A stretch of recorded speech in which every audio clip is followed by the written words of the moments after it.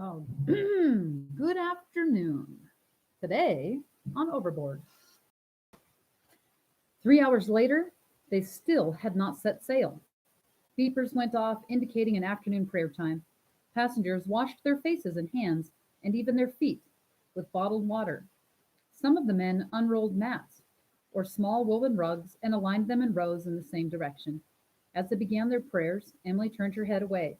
She stretched to keep her legs from cramping, and then she mulled over her predicament.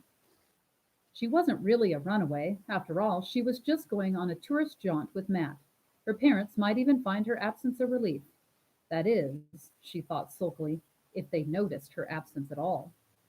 No, of course they'd noticed. She wasn't there helping them as she had promised. Still, they would probably assume she had gone home angry again, and they might not check on her until they finished their shift at the clinic.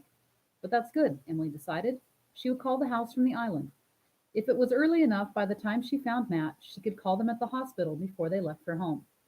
She would explain that Matt had invited her to weigh. Maybe Matt would be willing to soothe them. She brainstormed. Yes, she decided, he'd do that to save her. Having resolved that she was definitely not a runaway, the wait didn't bother Emily as much. She was used to waiting in Indonesia. Things happened at a different pace here. Jam karat, rubber time, a slow tropical pace. Buses didn't show up on time. Shops didn't open when their signs said they would. Workers wandered to their posts when they were good and ready. There was no wouldn't get her anywhere any faster.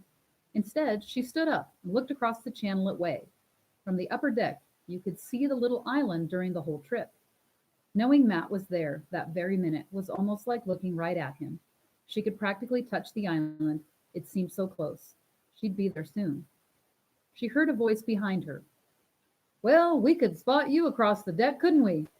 Emily turned around to face a man and woman. The man was cheerful and grinning, the woman quiet but open. He had a dark salt and pepper beard and a cap that said BBC. You know what BBC stands for? Because I'm guessing some of you do and some of you don't.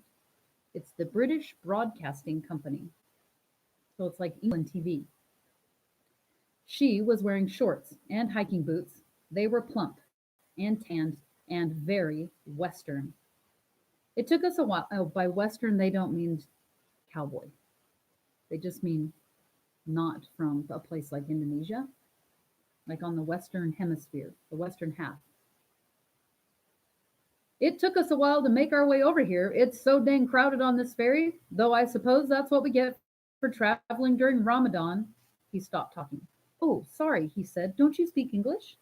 Yes, I'm American, Emily nodded. He laughed. You just surprised me there. You're so lanky and fair.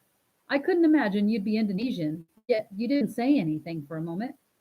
Emily looked at the offered. It wasn't a very long moment, Richard. She smiled at Emily and held out her hand. I'm Catherine Richardson, and this is my husband, Richard. He's rather outgoing, could you tell? Emily shook Catherine's hand, and then Richard's. Emily thought, even his name is talkative. Richard Richardson? Does he know Indonesians find his beard repugnant?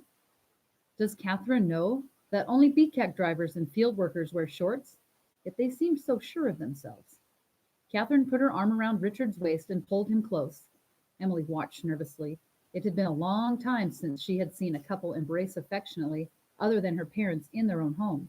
In Indonesia, it was common for women to hold hands with other women, or even men to link arms with one another.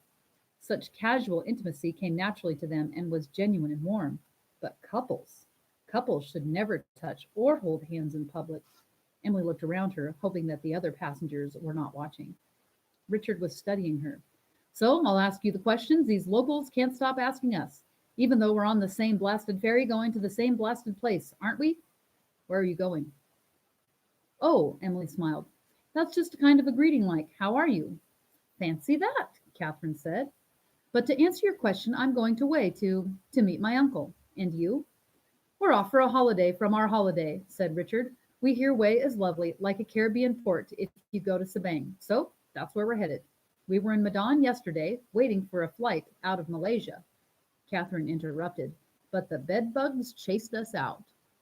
Bedbugs are a real thing, and I never want to have them. But that's where we will leave off until tomorrow.